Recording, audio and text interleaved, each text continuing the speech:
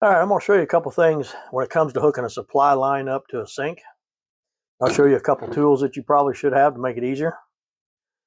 But typically you're going to have a supply line. It's going to look something like this, or you might have your braided ones. But typically it's going to be 1/2 inch. It's going to go to the bottom of your faucet. And then you're going to have 3/8, which is going to go to whatever supply line, valve, whatever you got coming up into the sink. So what I like to do, I bought these little fittings off Amazon. They're a hose barb on one end. They're for PEX. Oh, and I know all you great plumbers out there, you don't like PEX, but I do. So I use PEX. Put it in there. You're going to put your ring on it and cramp it. And this is a 3/8 in compression on this end. So I just took the nut and the ferrule off because I don't need it. And then typically your supply line is going to come hooking on here. It's going to go up to your sink. And then I like to put in a little shut off down here, PEX shut off, have underneath the sink. But let me show you this.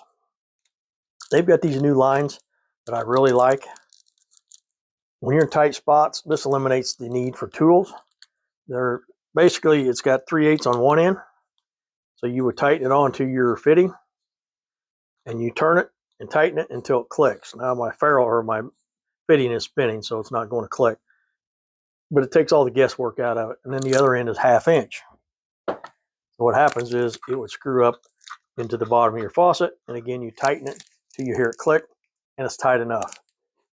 That by far is the easiest way to hook up a supply line.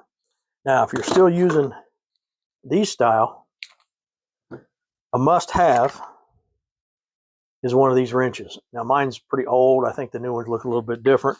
I've also got an attachment piece that goes on the other end that fits in. It's got a socket. It's got for the drain lines. So basically, it's slotted down the middle so that your line lays in the middle of it. I've got mine. I got several different sockets in the end, but I've got it set on 1/2 inch. So if this was underneath the sink, your line would lay through the middle. Goes on the 1/2 inch, and then you can use this, tighten and untighten. This thing is a lifesaver. You'll love it.